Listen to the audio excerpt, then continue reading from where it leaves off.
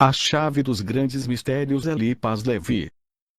Edição produzida por Bruno Souza Audiovisuais. Para perfeição, comprem ou adquirem o livro original. Este está incompleto e modificado para a proteção dos direitos de autor. Chave Absoluta das Ciências Ocultas, dada por Guilherme de Postel e completado por Eliphas Levi. A religião diz: acreditai e compreendereis. A ciência vem vos dizer: compreendei e acreditareis. Então, toda a ciência mudará de fisionomia. O espírito, por muito tempo destronado e esquecido, retomará seu lugar. Será demonstrado que as tradições antigas são inteiramente verdadeiras. Que o paganismo não passa de um sistema de verdades corrompidas e deslocadas. Que basta limpá-las, por assim dizer, e recolocá-las em seu lugar, para vê-las brilhar com todo o esplendor. Em uma palavra, todas as ideias mudarão. E, uma vez que, de todos os lados, uma multidão de eleitos clama em concerto: vinde, Senhor, vinde. Por que reprovaríeis os homens que se lançam nesse futuro majestoso e se glorificam de adivinhá-lo? Joseph de Maistre, Soireis de St. Petersburg. Prefácio. Os espíritos humanos têm a vertigem do mistério. O mistério é o abismo que atrai, sem cessar, nossa curiosidade inquieta por suas formidáveis profundezas. O maior mistério do infinito é a existência de aquele para quem e somente para ele tudo é sem mistério.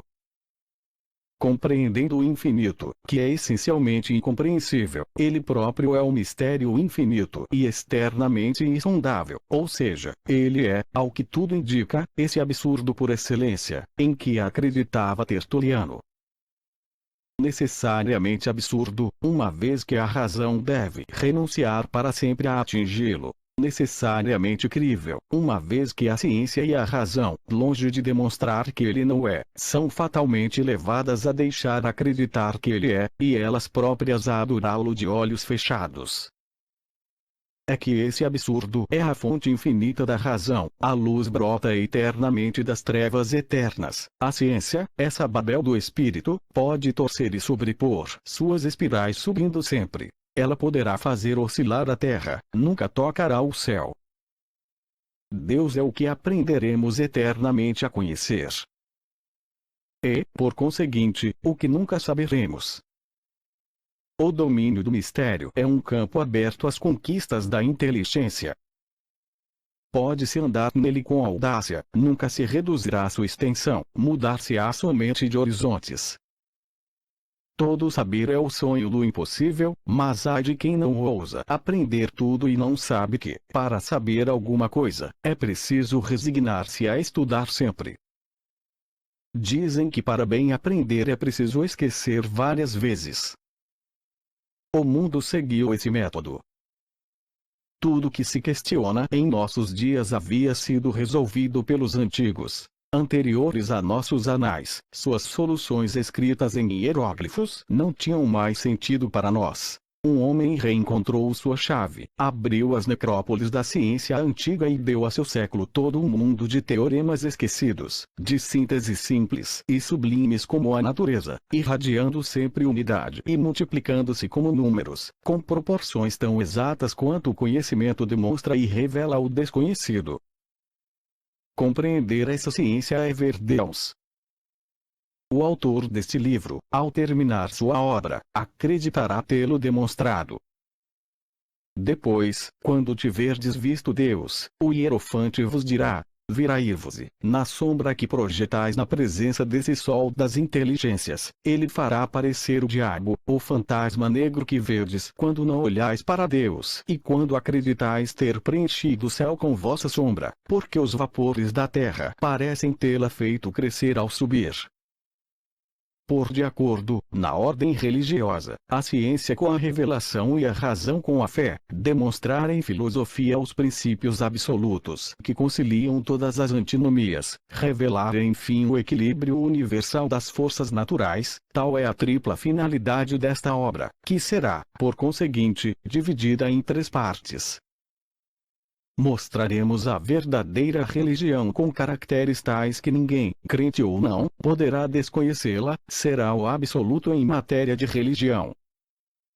Estabeleceremos, em filosofia, os caracteres imutáveis dessa verdade, que é, em ciência, realidade, em julgamento, razão e, em moral, justiça.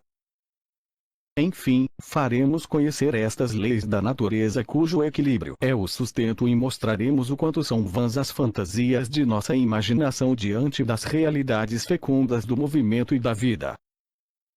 Convidaremos também os grandes poetas do futuro para refazerem a Divina Comédia, não mais de acordo com os sonhos do homem, mas segundo as matemáticas de Deus. Mistério dos outros mundos, forças ocultas, revelações estranhas, doenças misteriosas, faculdades excepcionais, espíritos, aparições, paradoxos mágicos, arcanos herméticos, diremos tudo e explicaremos tudo. Quem, pois, nos deu esse poder? Não tememos revelá-lo a nossos leitores. Existe um alfabeto oculto e sagrado que os hebreus atribuem a Enoch, os egípcios a Tot ou a Mercúrio Trismegisto, os gregos a Cádmo e a Palamédio.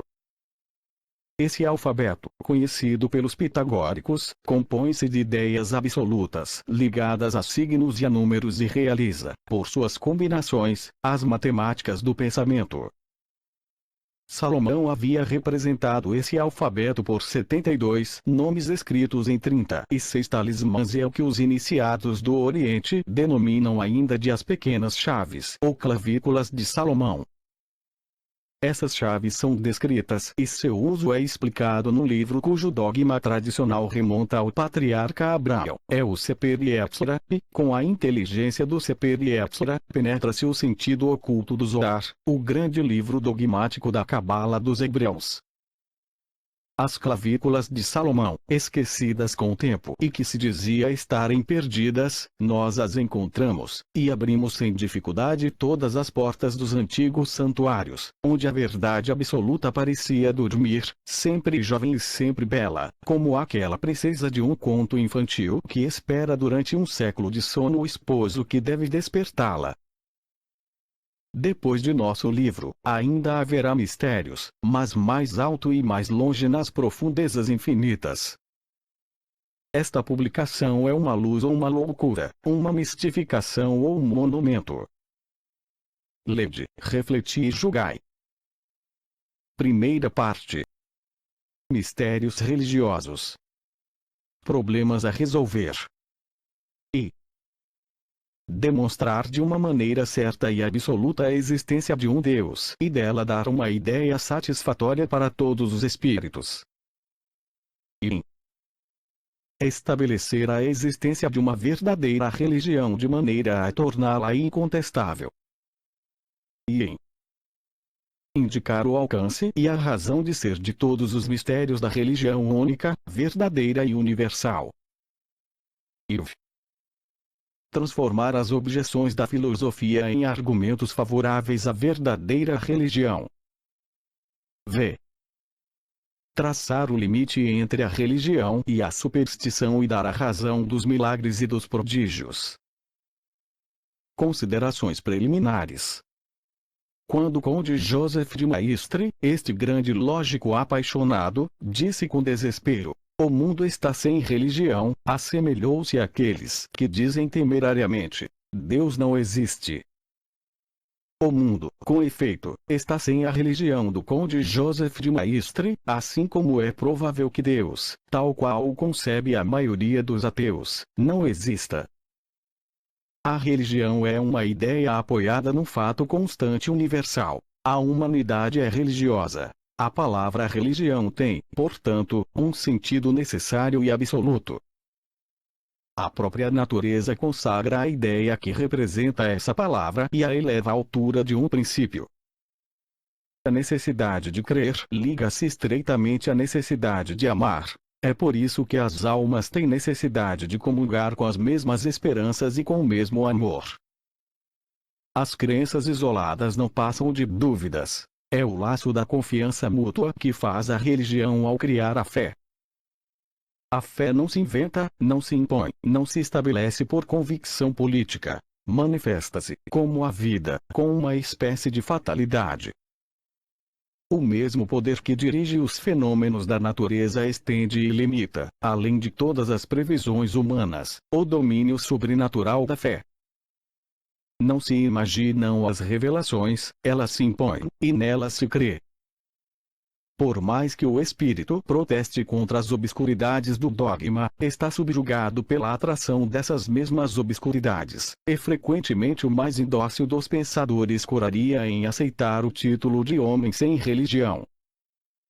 A religião ocupa um espaço bem maior entre as realidades da vida do que pretendem crer aqueles que dispensam a religião ou que têm a pretensão de dispensá-la. Tudo que eleva o homem acima do animal, o amor moral, a abnegação, a honra são sentimentos essencialmente religiosos.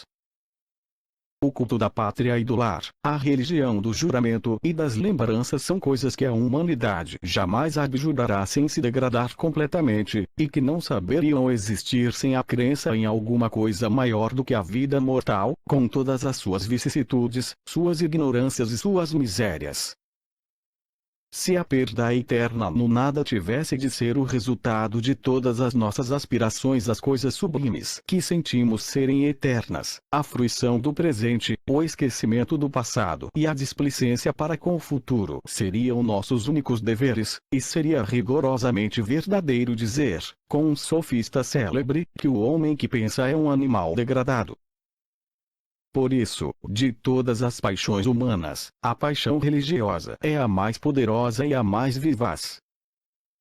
Produz-se seja pela afirmação seja pela negação, com igual fanatismo, uns afirmando com obstinação o Deus que fizeram a sua imagem, outros negando Deus com temeridade, como se tivessem podido compreender e devastar por um único pensamento todo o infinito que está ligado a seu grande nome.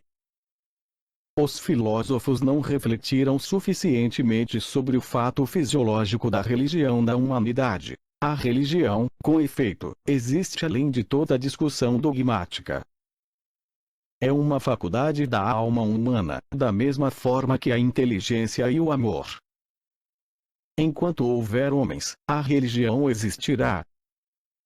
Considerada assim, ela não é outra coisa que a necessidade de um idealismo infinito, necessidade que justifica todas as aspirações ao progresso, que inspira todas as abnegações, que sozinha impede a virtude e a honra de serem unicamente palavras que servem para iludir a vaidade dos fracos e dos tolos em proveito dos fortes e dos hábeis. É a essa necessidade inata de crença que se poderia dar o nome de religião natural, e tudo o que tende a diminuir e limitar o impulso dessa crença está, na ordem religiosa, em oposição à natureza. A essência do objeto religioso é o mistério, uma vez que a fé começa no desconhecido e abandona todo o resto às investigações da ciência.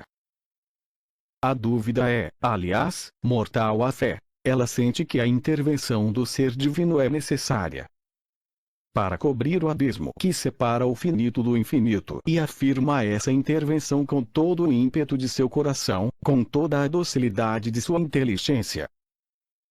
Fora desse ato de fé, a necessidade religiosa não encontra satisfação e transmuta-se em ceticismo e em desespero. Mas, para que o ato de fé não seja um ato de loucura, a razão quer que ele seja dirigido e regulado. Pelo quê? Pela ciência? Vimos que nesse caso a ciência é impotente. Pela autoridade civil. É absurdo. Colocai guardas para vigiar as orações. Resta, pois, a autoridade moral, única que pode constituir o dogma e estabelecer a disciplina do culto de comum acordo, dessa vez, com a autoridade civil, mas não conforme às suas ordens. É preciso, em uma palavra, que a fé dê à necessidade religiosa uma satisfação real, inteira, permanente, indubitável. Para tanto, é preciso a afirmação absoluta, invariável, de um dogma conservado por uma hierarquia autorizada. É preciso um culto eficaz que dê, com uma fé absoluta, uma realização substancial aos signos da crença. A religião, assim compreendida, sendo a única que satisfaz a necessidade natural de religião, deve ser chamada de a única verdadeiramente natural. E chegamos por nós mesmos a esta dupla definição. A verdadeira religião natural é a religião revelada, é a religião hierárquica e tradicional, que se afirma absolutamente acima das discussões humanas pela comunhão da fé, da esperança e da caridade. Ao representar a autoridade moral e ao realizá-la pela eficácia de seu ministério, o sacerdote é santo e infalível, enquanto a humanidade está sujeita ao vício e ao erro. O padre, ao agir como padre, é sempre o representante de Deus. Pouco importam as faltas ou mesmo os crimes do homem. Quando Alexandre VI fazia uma ordenação, não era o envenenador que impunha as mãos aos bispos, era o Papa. Ora, o Papa Alexandre VI nunca corrompeu nem falsificou os dogmas que o condenavam, os sacramentos que, em suas mãos, salvavam os outros e não o justificavam. Houve sempre e em todos os lugares homens mentirosos e criminosos. Mas, na Igreja hierárquica e divinamente autorizada, nunca houve e nunca haverá nem maus papas nem maus padres. Mal e padre são palavras que não se ajustam. Falamos de Alexandre VI e acreditamos que esse nome baste, sem que nos oponham outras lembranças justamente execradas. Grandes criminosos puderam duplamente desonrar-se, por causa do caráter sagrado de que estavam revestidos. Mas não lhes foi dado desonrar esse caráter, que continua sempre radiante e esplêndido acima da humanidade que cai. Dissemos que não há religião sem mistérios. Acrescentemos que não há mistério sem símbolos. Sendo o símbolo a fórmula ou a expressão do mistério, ele só exprime sua profundidade desconhecida por imagens paradoxais emprestadas do conhecido. Devendo caracterizar o que está acima da razão científica, a forma simbólica deve necessariamente encontrar-se fora dessa razão. Daí, a palavra célebre e perfeitamente justa de um pai da Igreja. Creio, porque é absurdo, credo que é absurdum. Se a ciência afirmasse o que não sabe, destruiria a si própria. A ciência não pode, portanto, realizar a obra da fé, tanto quanto a fé não pode decidir em matéria de ciência. Uma afirmação de fé com que a ciência tenha a temeridade de ocupar-se será apenas um absurdo para ela, da mesma forma que uma afirmação de ciência que nos fosse dada como artigo de fé seria um absurdo na ordem religiosa. Crer e saber são dois termos que nunca se podem confundir. Tampouco poderiam opor-se um ao outro num antagonismo qualquer. É impossível, com efeito, crer no contrário do que se sabe sem deixar, por isso mesmo, de o saber, e é igualmente impossível chegar a saber o contrário do que se crê sem deixar imediatamente de crer. Negar ou mesmo contestar as decisões da fé, e isso em nome da ciência, é provar que não se compreende nem a ciência nem a fé. Com efeito, o mistério de um Deus em três pessoas não é um problema de matemática. A encarnação do Verbo não é um fenômeno que pertença à medicina. A redenção escapa à crítica dos historiadores. A ciência é absolutamente impotente para decidir se se tem ou não razão de se acreditar ou não no dogma. Ela pode constatar somente os resultados da crença e, se a fé torna evidentemente os homens melhores, se, aliás, a fé em si mesma, considerada como um fato fisiológico, é evidentemente uma necessidade, uma força, será preciso que a ciência o admita e tome o sábio partido de contar sempre com a fé. Ousemos afirmar agora que existe um fato imenso, igualmente apreciável pela fé e pela ciência, um fato que torna Deus visível de algum modo sobre a terra, um fato incontestável e de alcance universal. Esse fato é a manifestação, no mundo, a partir da época em que começa a revelação cristã, de um espírito desconhecido pelos antigos, de um espírito evidentemente divino, mais positivo que a ciência em suas obras, mais magnificamente ideal em suas aspirações que a mais elevada poesia, um espírito para o qual era preciso criar um nome novo, completamente inaudito nos santuários da antiguidade. Assim, esse nome foi criado, e demonstraremos que esse nome, que essa palavra é, em religião, tanto para a ciência quanto para a fé, a expressão do absoluto. A palavra é caridade, e o espírito de que falamos chama-se o espírito de caridade. Diante da caridade, a fé prosterna-se e a ciência, vencida, inclina-se. Há evidentemente aqui alguma coisa maior do que a humanidade. A caridade prova por suas obras que não é um sonho. É mais forte do que todas as paixões. Trunfa sobre o sofrimento e a morte. Faz que Deus seja compreendido por todos os corações e parece já preencher a eternidade pela realização iniciada de suas legítimas esperanças. Diante da caridade viva e atuante, que Proudhon ousará blasfemar, que Voltaire ousará rir. Empilhai, uns sobre os outros, os sofismas de Diderot, os argumentos críticos de Strauss, as ruínas de Volney, tão bem nomeadas, pois esse homem não poderia fazer senão ruínas. As blasfêmias dessa revolução cuja voz extingue-se uma vez no sangue e outra no silêncio do desprezo. Acrescentei a isso o que o futuro pode nos reservar de monstruosidades e devaneios. Depois, que venha a mais humilde e a mais simples de todas as irmãs da caridade, o mundo abandonará todas as suas tolices, todos os seus crimes, todos os seus devaneios doentios, para inclinar-se diante dessa realidade sublime. Caridade. Palavra divina, palavra que, por si, leva à compreensão de Deus, palavra que contém uma revelação inteira. Espírito de caridade, aliança de duas palavras que são toda uma solução e todo um futuro. Que pergunta, com efeito, essas duas palavras não podem responder. O que é Deus para nós senão o espírito de caridade? O que é a ortodoxia? Não é o espírito de caridade que não discute sobre a fé a fim de não alterar a confiança dos pequenos e de não perturbar a paz da comunhão universal. Ora, o que é a Igreja Universal senão a comunhão em espírito de caridade? É pelo espírito de caridade que a Igreja é infalível. O espírito de caridade é a virtude divina do sacerdócio.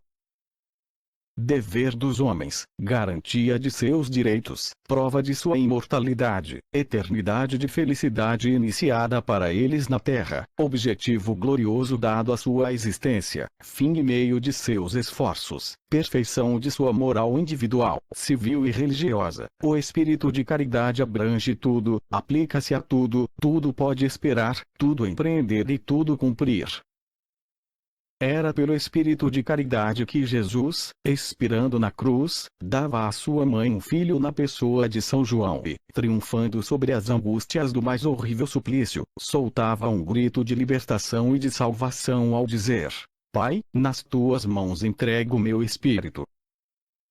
Foi pelo espírito de caridade que 12 artesãos da Galileia conquistaram o mundo, amaram a verdade mais do que suas vidas. E foram sozinhos dizê-la aos povos e aos reis. Provados pela tortura, foram considerados fiéis. Mostraram às multidões a imortalidade viva em sua morte e regaram a terra com um sangue cujo calor não podia extinguir-se, pois neles ardia a chama da caridade. Foi pela caridade que os apóstolos constituíram seus símbolos. Disseram que acreditar juntos é melhor do que duvidar separadamente. Constituíram a hierarquia sobre a obediência, tornada tão nobre e tão grande pelo espírito de caridade, que servir assim é reinar. Formularam a fé de todos e a esperança de todos e puseram esse símbolo sob a guarda da caridade de todos. Ai do egoísta que se apropria de uma só palavra dessa herança do Verbo, pois é um deicida que quer desmembrar o corpo do Senhor. O símbolo é a arca sagrada da caridade. Quem quer que o toque é atingido pela morte eterna, pois a caridade retira-se dele. É a herança sagrada de nossos filhos, é o preço do sangue de nossos pais. Era pela caridade que os mártires se consolavam nas prisões dos Césares e atraíam para sua crença seus guardas e mesmo seus carrascos. Era em nome da caridade que São Martinho de Tours protestava contra o suplício dos priscilianos e separava-se da comunhão do tirano que queria impor a fé pela espada. Foi pela caridade que tantos santos consolaram o mundo dos crimes cometidos em nome da própria religião e dos escândalos do santuário profanado. Foi pela caridade que São Vicente de Paulo e Fenelon impuseram-se à admiração dos séculos, mesmo aos mais ímpios, e fizeram calar de antemão o riso dos filhos de Voltaire diante da seriedade imponente de suas virtudes. Foi pela caridade, enfim, que a loucura da cruz tornou-se a sabedoria das nações, porque todos os nobres corações compreenderam que é mais elevado acreditar ao lado dos que amavam e devotam-se do que duvidar ao lado dos egoístas e dos escravos do prazer. Artigo 1º. Solução do primeiro problema. O verdadeiro Deus. Deus só pode ser definido pela fé. A ciência não pode negar nem afirmar que ele existe. Deus é o objeto absoluto da fé humana. No infinito, é a inteligência suprema e criadora da ordem. No mundo, é o espírito de caridade. Será o ser universal uma máquina fatal que tritura eternamente as inteligências ocasionais ou uma inteligência providencial que dirige as forças para a melhoria dos espíritos? A primeira hipótese repugna a razão, é desesperadora e imoral. Ciência e razão devem, portanto, inclinar-se diante da segunda. Sim, bom, Deus é uma hipótese, mas é uma hipótese tão necessária que, sem ela, todos os teoremas tornam-se absurdos ou duvidosos. Para os iniciados da Cabala, Deus é a unidade absoluta que cria e anima os números. A unidade da inteligência humana demonstra a unidade de Deus. A chave dos números é a dos símbolos, porque os sintomas são as figuras analógicas da harmonia que vem dos números. As matemáticas não saberiam demonstrar a fatalidade cega, uma vez que são a expressão da exatidão que é o caráter da mais suprema razão. A unidade demonstra a analogia dos contrários. É o princípio, o equilíbrio e o fim dos números. O ato de fé parte da unidade e retorna à unidade. Vamos esboçar uma explicação da Bíblia pelos números, porque a Bíblia é o livro das imagens de Deus. Perguntaremos aos números a razão dos dogmas da religião eterna, e os números responderão sempre, reunindo-se na síntese da unidade. As poucas páginas que se seguem são simples apanhados das hipóteses cabalísticas. São externas à fé e as indicamos somente como pesquisas curiosas. Não nos cabe inovar em matéria de dogma, e nossas asserções como iniciado estão inteiramente subordinadas à nossa submissão como cristão. Esboço da teologia profética dos números. E a unidade. A unidade é o princípio e a síntese dos números, é a ideia de Deus e do homem, é a aliança da razão e da fé. A fé não pode ser oposta à razão, é exigida pelo amor, é idêntica à esperança. Amar é acreditar e esperar, e esse triplo ímpeto da alma é chamado virtude, porque é preciso coragem para realizá-lo. Mas haveria coragem nisso se a dúvida não fosse possível? Ora, poder duvidar é duvidar. A dúvida é a força equilibrante da fé e tem todo o seu mérito. A própria natureza nos induz a crer, mas as fórmulas de fé são constatações sociais das tendências da fé numa época dada. É o que dá a infalibilidade à Igreja, infalibilidade de evidência e de fato. Deus é necessariamente o mais desconhecido de todos os seres, uma vez que só é definido em sentido inverso de nossas experiências. É tudo o que não somos. É o infinito oposto ao finito por hipótese contraditória. A fé e, por conseguinte, a esperança e o amor são tão livres que o homem, longe de impô-los aos outros, não os impõe a si mesmo. São graças, diz a religião. Ora, será concebível que se exija a graça, isto é, que se queira forçar os homens ao que vem livre e gratuitamente do céu? É preciso desejar-lhes isso. Raciocinar sobre a fé é disparatar, uma vez que o objeto da fé é externo à razão. Se me perguntam, existe um Deus? Eu respondo, acredito que sim. Mas o Senhor tem certeza disso? Se tivesse certeza, não acreditaria nele, eu o saberia. Formular a fé é admitir termos da hipótese comum. A fé começa onde a ciência acaba. Ampliar a ciência é aparentemente suprimir a fé, e, na realidade, é ampliar igualmente seu domínio, pois é ampliar sua base. Só se pode adivinhar o desconhecido por suas proporções supostas ou passíveis de serem supostas do conhecido. A analogia era o dogma único dos antigos magos. Dogma verdadeiramente mediador, pois é metade científico, metade hipotético, metade razão e metade poesia. Esse dogma foi e será sempre o gerador de todos os outros. O que é o homem-deus? É o que realiza na vida mais humana o ideal mais divino. A fé é uma adivinhação da inteligência e do amor dirigidos pelos índices da natureza e da razão. Faz parte, portanto, da essência das coisas de fé serem inacessíveis à ciência, duvidosas para a filosofia e indefinidas para a certeza. A fé é uma realização hipotética dos fins últimos da esperança. É a adesão ao signo visível das coisas que não se vê. Sperandarum substantia rerum argumentum non apparentium. Para afirmar sem disparate que Deus existe ou não, é preciso partir de uma definição sensata ou insensata de Deus. Ora, essa definição para ser sensata deve ser hipotética, analógica e negativa do finito conhecido. Pode-se negar um Deus qualquer, mas o Deus absoluto não se nega tanto quanto não se prova. É sensatamente suposto e nele se acredita. Bem-aventurados os que têm o coração puro, pois verão a Deus, disse um mestre. Ver com o coração é acreditar e, se essa fé se relaciona ao verdadeiro bem, não pode ser enganada contanto que não procure definir muito seguindo as induções arriscadas da ignorância pessoal.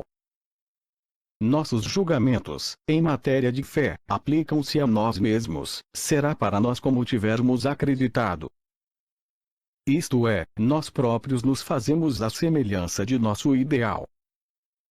Quem faz os deuses torna-se semelhante a eles, assim como todos aqueles que lhes dão sua confiança. O ideal divino do velho mundo fez a civilização que acabou, e não se deve desesperar ao ver o Deus de nossos bárbaros pais tornar-se o diabo de nossos filhos mais esclarecidos. Fazem-se diabos com deuses de refúgio, e Satã só é assim tão incoerente e tão disforme porque é feito com todos os retalhos das antigas teogonias. É a esfinge sem palavra, é o enigma sem solução, é o mistério sem verdade, é o absoluto sem realidade e sem luz. O homem é o Filho de Deus, porque Deus, manifestado, é chamado Filho do Homem. Foi depois de ter feito Deus em sua inteligência e seu amor que a humanidade compreendeu o verbo sublime que disse: faça-se a luz. O homem é a forma do pensamento divino, e Deus é a síntese idealizada do pensamento humano. Assim, o verbo de Deus é o que revela o homem, e o verbo do homem é o que revela Deus. O homem é o Deus do mundo, e Deus é o homem do céu. Antes de dizer, Deus quer, o homem quis. Para compreender e honrar Deus Todo-Poderoso, é preciso que o homem seja livre. obedecendo e abstendo-se por temor ao fruto da ciência, tendo sido inocente e estúpido como o cordeiro, curioso e rebelde como o anjo de luz, o homem cortou o cordão de sua ingenuidade, caindo livre sobre a terra, arrastou Deus em sua queda. E é por isso que, do fundo dessa queda sublime, revela-se glorioso com o grande condenado do Calvário e entra com ele no reino do céu. Pois o reino do céu pertence à inteligência e ao amor, ambos filhos da liberdade. Deus mostrou ao homem a liberdade como uma amante, e, para pôr seu coração à prova, fez passar, entre ela e ele, o fantasma da morte. O homem amou e sentiu-se Deus. Deu por ela isto que Deus acabava de nos dar, a esperança eterna. Lançou-se em direção de sua noiva através da sombra da morte e o espectro desapareceu. O homem possuía a liberdade, tinha abraçado a vida. Expia agora tua glória, ou prometeu. Teu coração devorado sem cessar não pode morrer, é o teu abutre e Júpiter que morrerão. Um dia despertaremos enfim dos sonhos penosos de uma vida atormentada, a obra de nossa provação terá acabado, seremos fortes o bastante contra a dor para sermos imortais. Então viveremos em Deus, numa vida mais abundante, e desceremos as suas obras com a luz de seu pensamento, seremos levados ao infinito pelo sopro de seu amor. Seremos, sem dúvida, os primogênitos de uma nova raça. Anjos do porvir. Mensageiros celestes, vogaremos na imensidão e as estrelas serão nossas brancas naus. Transformar-nos-emos em doces visões para acalmar os olhos dos que choram. Colheremos lírios resplandecentes em prados desconhecidos e espargiremos seu orvalho sobre a terra. Tocaremos a pálpebra da criança que dorme e alegraremos docemente o coração de sua mãe com o espetáculo da beleza de seu filho bem-amado. E o binário. O binário é mais particularmente o número da mulher, esposa do homem e mãe da sociedade. O homem é o amor na inteligência, a mulher é a inteligência no amor. A mulher é o sorriso do Criador contente de si próprio, e foi depois de tê-la feito que ele descansou, diz a parábola celeste. A mulher está antes do homem, porque é mãe e tudo lhe é perdoado de antemão porque dá à luz com dor. A mulher foi quem primeiro se iniciou na imortalidade pela morte. O homem, então, a viu tão bela e a compreendeu tão generosa, que não quis sobreviver a ela, e amou-a mais do que sua vida, mais do que sua felicidade eterna. Feliz proscrito! Já que lhe foi dada como companheira de seu exílio. Mas os filhos de Caim revoltaram-se contra a mãe de Abel e escravizaram sua mãe. A beleza da mulher tornou-se uma presa para a brutalidade dos homens sem amor. Então, a mulher fechou seu coração como um santuário desconhecido e disse aos homens indignos dela: sou virgem, mas quero ser mãe, e meu filho ensinar-vos-á a me amar. Ó Eva! Sê saudada e adorada em tua queda. Ó Maria! Sê abençoada e adorada em tuas dores e em tua glória.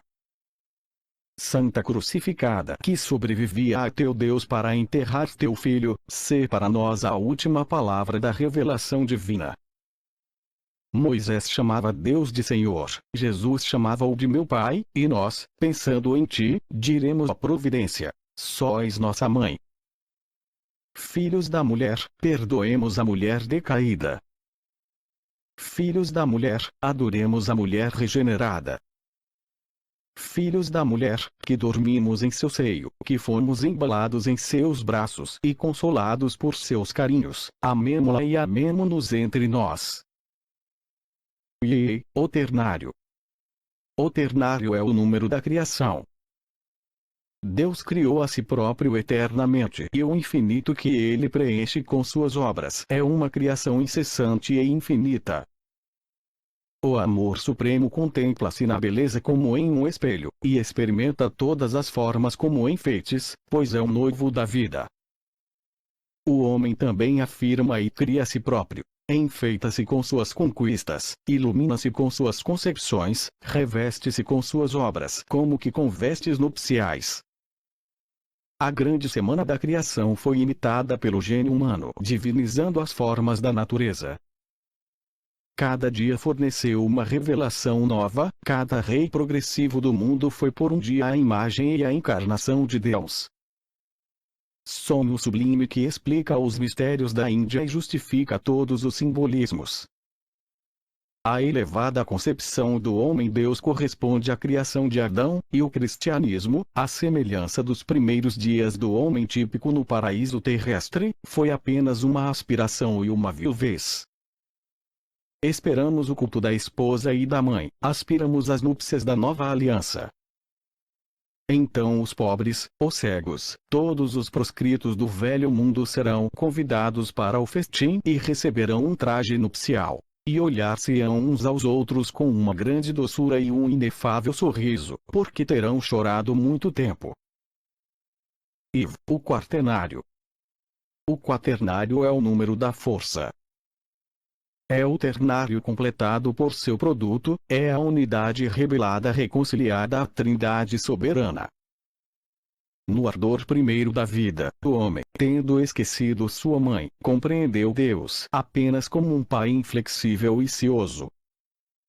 O sombrio Saturno, armado com sua foice parricida, põe-se a devorar seus filhos. Júpiter teve senos que abalaram o Olimpo, e Jeová, trovões que ensurdeceram as solidões do Sinai. E, no entanto, o pai dos homens, embriagado às vezes como Noé, deixava o mundo perceber os mistérios da vida. Psique, divinizada por suas aflições, tornava-se esposa do amor. Adonis ressuscitado reencontrava Vênus no Olimpo. Jó, vitorioso ao mal, recuperava mais do que tinha perdido. A lei é uma prova de coragem. Amar a vida mais do que se teme as ameaças da morte é merecer a vida. Os eleitos são os que ousam, ai dos tímidos. Assim, os escravos da lei que se fazem os tiranos das consciências, e os servidores do temor, e os ávaros de esperança, e os fariseus de todas as sinagogas e de todas as igrejas, estes são os réprobos e os malditos do Pai. Cristo não foi excomungado e crucificado pela sinagoga. Savonarola não foi queimado por ordem de um pontífice da religião cristã. Os fariseus não são hoje o que eram no tempo de Caifás. Se alguém lhes fala em nome da inteligência e do amor, escutá-lo-ão. Foi arrancando os filhos da liberdade à tirania dos faraós que Moisés inaugurou o reino do Pai. Foi quebrando o jugo insuportável do farisaísmo mosaico que Jesus convidou todos os homens à fraternidade do Filho único de Deus.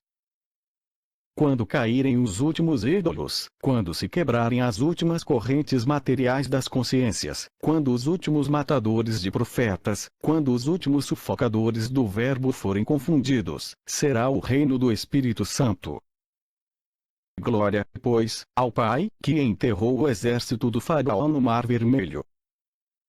Glória ao Filho que rasgou o véu do templo e cuja cruz extremamente pesada posta sobre a coroa dos Césares quebrou contra a terra a fronte dos Césares. Glória ao Espírito Santo que deve varrer da terra com seu sopro terrível todos os ladrões e todos os carrascos para dar lugar ao banquete dos filhos de Deus. Glória ao Espírito Santo que prometeu ao anjo da liberdade a conquista da terra e do céu.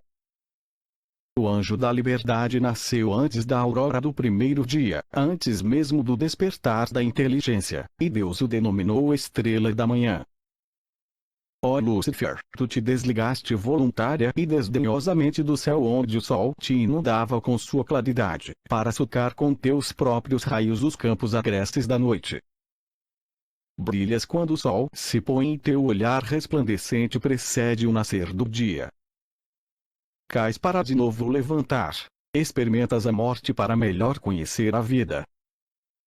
És, para as glórias antigas do mundo, a estrela da noite. Para a verdade renascente, a bela estrela da manhã. A liberdade não é a licença. A licença é a tirania. A liberdade é a guardiã do dever, porque ela reivindica o direito. Lúcifer, cujas idades das trevas fizeram o gênio do mal, será verdadeiramente o anjo da luz quando, tendo conquistado a liberdade ao preço da reprovação, fizer uso dela para se submeter à ordem eterna, inaugurando assim as glórias da obediência voluntária. O direito é apenas a raiz do dever, é preciso o possuir para dar. Ora, eis como uma elevada poesia explica a queda dos anjos.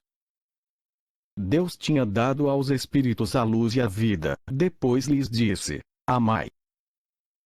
O que é amar? Responderam os espíritos. Amar é dar-se aos outros, respondeu Deus. Os que amarem sofrerão, mas serão amados. Temos o direito de não dar nada, e nada queremos sofrer, disseram os espíritos inimigos do amor.